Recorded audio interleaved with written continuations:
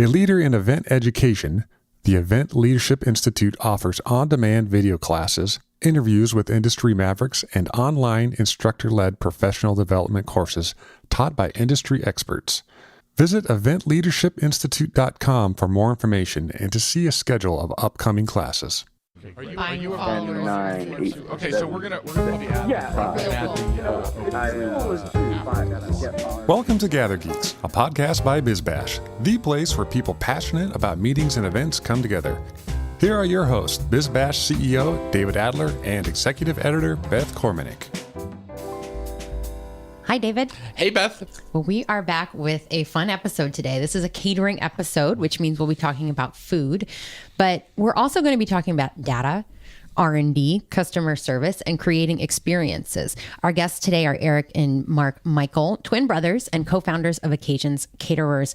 They've been in business in Washington, D.C. for more than 30 years and have worked with a number of high-profile clients. And both were inducted into the BizBash Hall of Fame earlier this year. We spoke with them on location at the Gaylord Hotel in National Harbor, Maryland. Now, David, in the conversation, you note that the role of the caterer is different in DC. So for our listeners who aren't familiar with how things work there, tell us about the role that they play. Well, I think they're caterers, but they're also gurus. They're the ones that people actually trust, and they talk to the caterer, and they think caterers do everything. And so over the years, because it's such a transient town, there must be, I guess what you would think is that the caterers are the people that are part of the permanent society of Washington. So they connect the dots in more ways than they do in other markets. Mm-hmm. And when you say they do everything, you mean... Well, you'll hire your caterer, but it's not just about food. It's about fabrication. It's about design. It's about taste. It's about everything, decor. And they become very close. There's a handful of incredible designer caterers, I would call them, that people trust. Mm-hmm. You know, when I speak with groups, one of the things that I remind them of is that the caterer is really your partner. They're inherently creative people, and they can help you elevate your event. There's really no excuse for boring catering or boring events. And we also are discovering that food is, and catering is, a form of marketing today. And you don't think of yourself as a food purveyor as much as a way to create the message, whatever that is, and market it to the people that are the consumers of the message. Right, exactly. So, so yes, we are going to talk about food trends and what people want to eat now. But what the Michael brothers also share is how they really make use of data in running their business. So, truly there is no business where big data doesn't have an influence these days. These are smart guys. Yes. So they have a lot of great perspective and insights for caterers as well as event organizers, basically anyone in the position to hire a caterer. So let's take a listen. Welcome to GatherGeeks. Thanks for joining us today. So if anyone has been to a big event in DC, they've likely had food by you. It's not just about having interesting or creative food, although you certainly do. It's about strategy and finding the right fit for each event. And I think that's something you realized when you first started your company. So tell us about what was going through your minds when you started Occasions.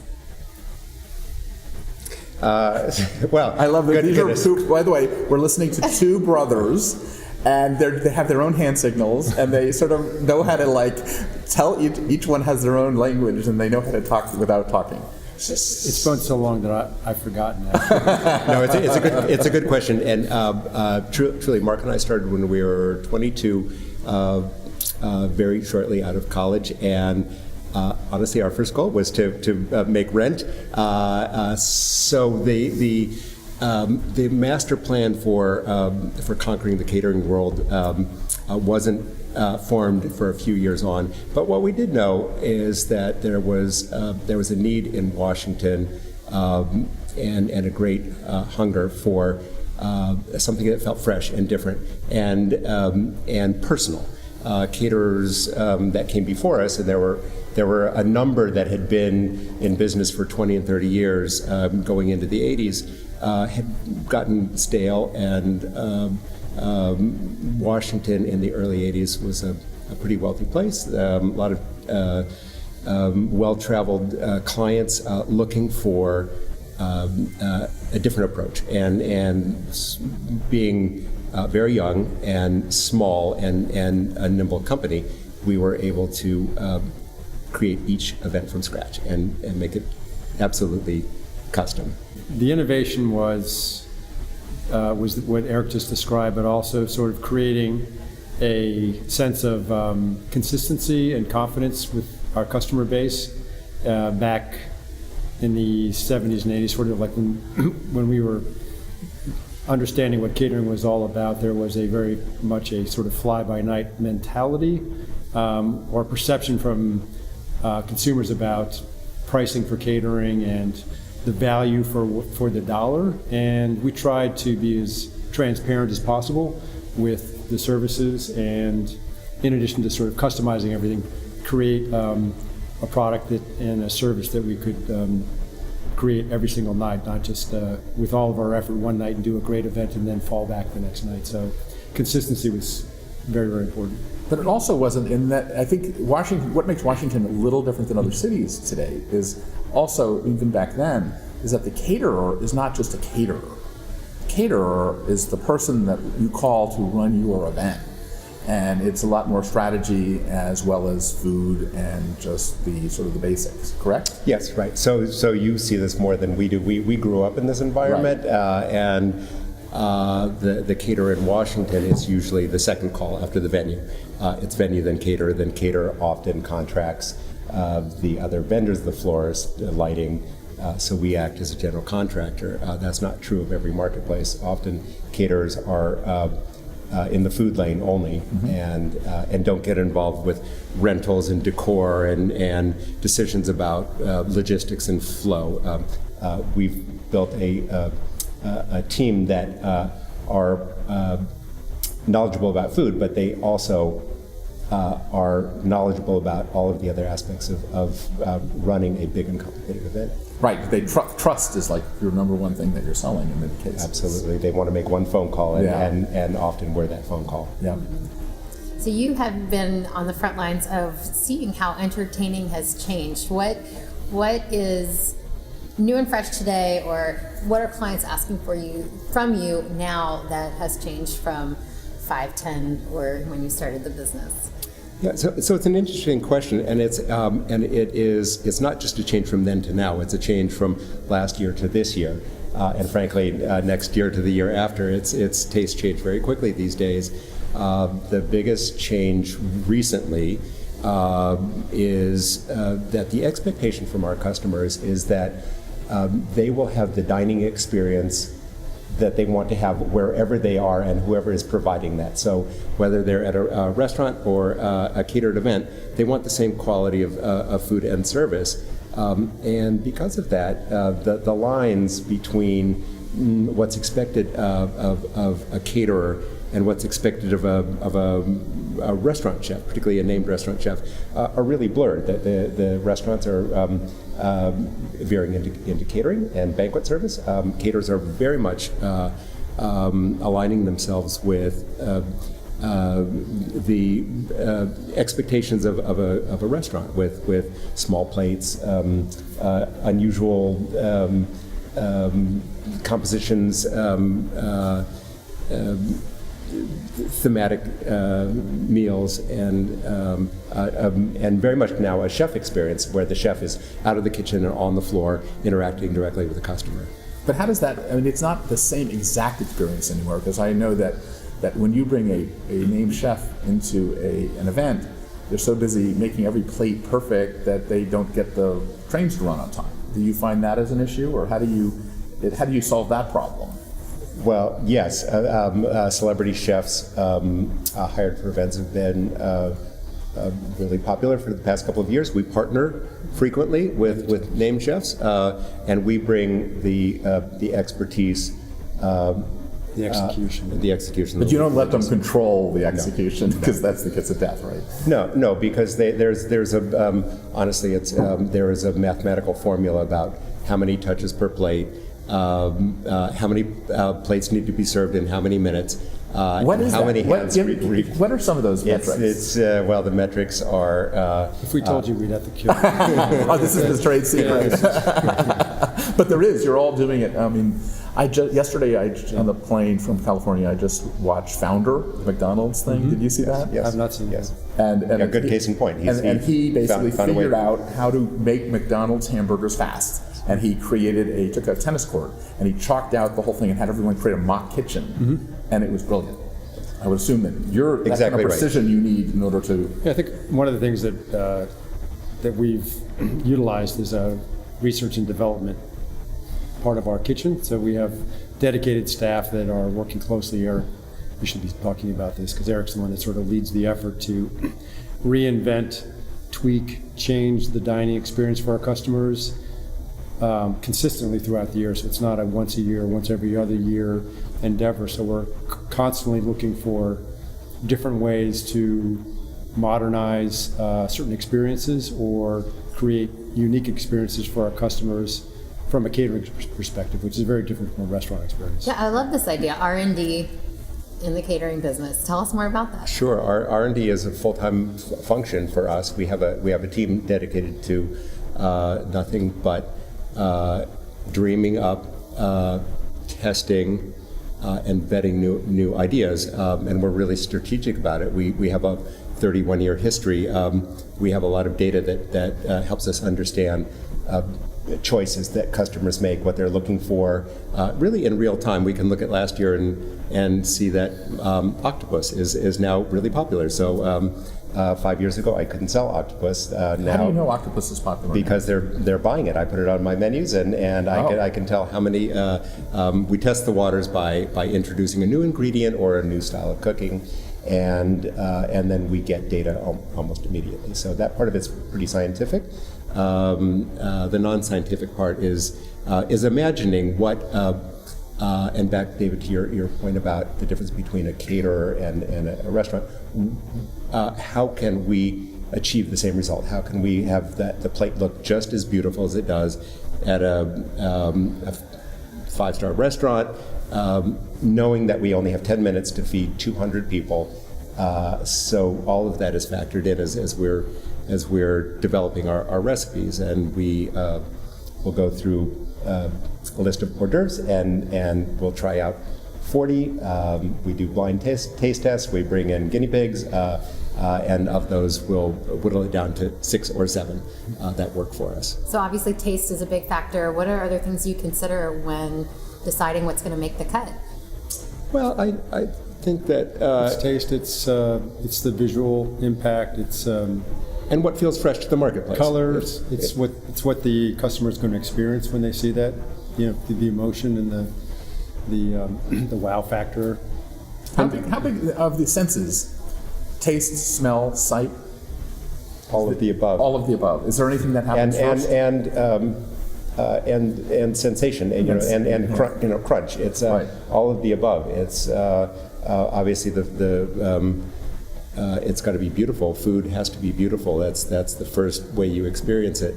But there's nothing worse than looking at something beautiful and then Tasting it. and it's a letdown. That's Yeah. it has to taste as good as it looks. How about the vessel business? I was with some friends who are caterers, and everybody talks about vessels. What is your meaning of a vessel? It's not a ship. Vessels to serve food. Serve in. food on, but it's like the whole world, right? We have, I don't know, how much time do we have for this? This could be a 2-hour vessel conversation. We do a lot of research on vessels, and we have vessels that are popular for a while, and then we actually put them on a shelf, hoping that maybe 10 years later we'll be able to pull them off the shelf and they'll be back These again. are trays and things and all sorts of things, or trays, Individual serving different types devices, of vessels. little. Does that make a big difference in the perception, right? Well, sure. So the dining experience is different now than it was 30 years ago. It's not, people don't want really to go to a buffet and take a plate and take a serving spoon and put spoonfuls of food on their plate. That feels very old school. They want chef-designed plates. They want things served in small containers. They want presentations that are made individually and made beautifully. So the vessels that we buy and try out are part of the experience. It's not just how it looks and how it tastes, but how are you experiencing that food? Is it served on some dramatic long fork? Is it served out of a smoking bento box? Is it there should be some amount at a good catered event.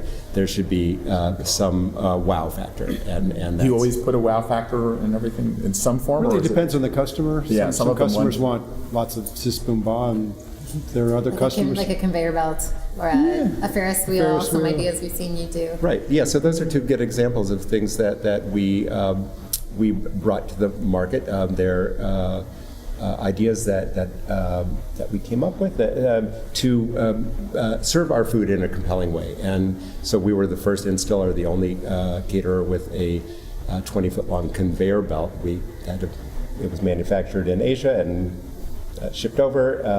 And people love having not just sushi, but little desserts and mini pies. And you're selling an experience. You're selling an experience. And more recently, we honestly, I had a dream one night about food on a Ferris wheel, and we found an engineer to design and build a 9-foot tall, 6-foot wide Ferris wheel that moves very slowly, and food spins around. It's the same food, but it's much more compelling. It's really interesting, and it makes people smile. Well, that's the whole idea. I was told that the great event organizers think of food and those kinds of things as cues to allow people to talk to each other. They say, get someone to say, "Oh, look at that," and it connects people. Absolutely. And that's what's so great about our business, that you really get to see that. And how many times has that been Instagrammed? Plenty. I think you're talking to two guys who are not of the Instagram generation, so we rely on others to help us with that. But it's we understand the value, and yes, it's been so this is an interesting thing also about R&D and fashion and food taste, is that it's all done in real time now. That somebody will see something in Barcelona and Instagram it, send me the picture for their party next week, and say, "I'd like to have that. Can you do that?" And can you do that? We can, sometimes, Most of the often. time? Yes, we try very hard. The bane of your existence. No, we try very hard. We try very hard to. So it becomes the consciousness of what's new and interesting happens very, very quickly. If something is new halfway across the world, it's new everywhere at the same time because of Instagram. And the question is, I imagine that you can smell a trend coming from, just a mile away. And so the question is, if things are changing over so quickly, do you invest in it? Do you do the unicorn thing when the unicorn thing is hot for a moment and then move on? Sometimes we do. We really think about our customers and whether it's going to be, if we're going to look at R&D and how it will sort of shape an experience. We try to find something that will have some legs and last for a little while. I don't know why cupcakes are coming to mind right now. They were super hot for a little while, and we thought, well, we're going to do interesting cupcakes, but we're not going to jump all over this trend and try to sell our customers custom design cupcakes. Because within about a year of that trend starting, there were cupcake places on every single corner around the marketplace. So it was saturated suddenly. Once there's saturation, you're done. You're done. So we try to find trends typically that are sort of a little more cut across, cultural barriers and different styles, and hopefully have some, at least a year and a half, 2 years, because by the time we sort of roll it out for catering, we don't want that trend to be dead. Right. We want it to. And ultimately, the food, our benchmark is that it has to taste good. It has to be delicious. A trend that's just a trend. I would say unicorn is a good example. That's not it's not something I jumped onto. It doesn't. It feels faddish. There are other ingredient-based trends that I find really interesting. Spices that all of a sudden become everybody's new favorite thing that didn't exist a few years ago. So we're very mindful of trends versus fads, and we do our own crystal balling to try to figure out what is that. Does that fit our brand? Is it something that our customer base would be interested in, and will it still be around a couple of years from now? And if the answer is no, then we don't do it. I want to end on one sort of a different angle, and that is, do you have customers that have anxiety over entertaining? Is that a hot button? Because I find that people really, it's like a big fear. It's like public Absolutely speaking. not. None of our customers have ever had any concern about As he said. us or our product.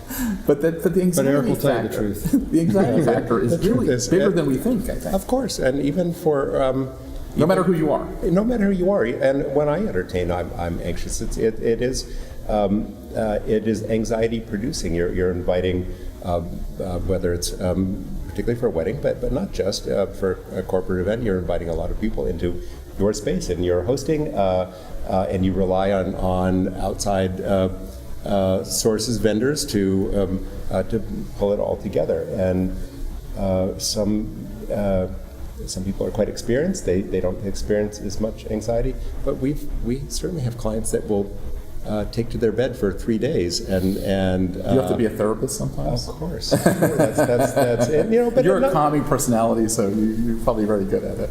But I don't say that in a negative No. negative way. That's part of the bond that we form with our clients, is understanding what is so really what is it that they're concerned about, and how can I help them not be concerned about that. Right. And let me just address your greatest fears, and we'll just talk about those What things. is the greatest fear usually? You analyzed it? It's different for every person. honestly. There's no common denominator fear, but it's everybody has some fear. Like I have a fear of personal entertaining. You know, we all do. Sure, nobody will show up for my party. That's what the number one fear is. Nobody will show up for my party, or they won't like the things that I've chosen. Right. That's Insecure about what you chose. of course. You won't like to do. It'll be Great. So, okay, how you want to end? Tell us how people can connect with you and learn more about Occasions. We're old school in that we have a telephone number. Oh my God, a telephone number. 202-546-7400. Please call us and pick up the phone. We don't mind communicating that way. Obviously, we have a website, which is www.occasionscaterers.com. We are on Facebook and Instagram and Twitter. All over the place. At All over the Occasions Caterers. That's our handle. At Occasions Occasions Caterers.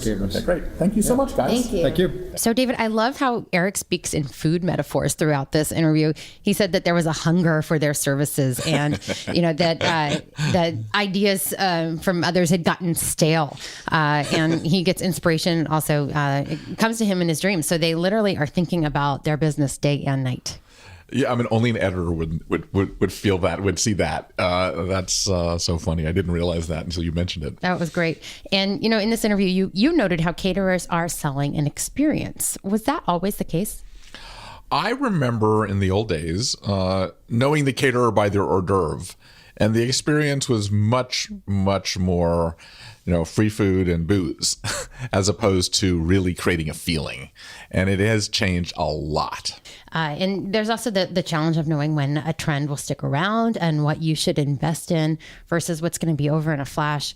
They look at the data, and they also know their customer base. They've been around for 30 years, so they know this and they've built that. But it's something that businesses that are starting out should be aware of and build up themselves. This is a great podcast if you are starting in the business, or you need a refresher course in the business on how to think. And what I love about what we do is we hear people's perspective. And no matter how long you're in a business, you learn so much. I enjoyed hearing from them for sure. But before we sign off today, I just wanted to let everybody know that this week, our latest digital magazine comes out, and the focus is on event technology and covers what's essential for all event organizers to know now. Technology, I think, can seem like an intimidating subject for planners to dive into, but what we've done is broken it down into new ideas for before, during, and after your events. We tried to make it approachable for everyone. And to tie into the conversation that we just had, David, we are also sharing some event tech on the horizon that deals with food. So, to all the listeners out there, if you subscribe, this is coming to your inbox. Otherwise, you can find it on bizbash.com/magazine, or you can find it in all of our social feeds. Yeah, I have to say I'm so proud of our editorial team for doing such a fantastic job on these digital magazines, because it's a different presentation than just an online experience. And it's a totally another way of experience events in a fantastic way. Right. It's interactive. You can click through it, and hope that everybody spends some time with that. Great. Thanks for listening to today's episode. If you like what you're hearing, be sure to subscribe to the podcast on iTunes or your favorite podcast app. We can be found on iTunes, Stitcher, SoundCloud, Player FM, Google Play, and Pocket Cast. Be sure to leave us a rating and review. It helps others discover the GatherGeeks podcast. We'd also love to hear from you. You can leave feedback on Twitter @GatherGeeks or leave us an email, gathergeeks@bizbash.com. We hope you'll join us again for the next episode of GatherGeeks. Until then, gather on. Invest in yourself and your staff with self-paced online event education designed to fit into your busy schedule. Subscribe to the Event Leadership Institute for only $25 per month and gain access to an extensive on-demand video library of classes, as well as interviews with industry leaders. Best of all, you can watch classes in small pieces or all at once. For more information, visit eventleadershipinstitute.com.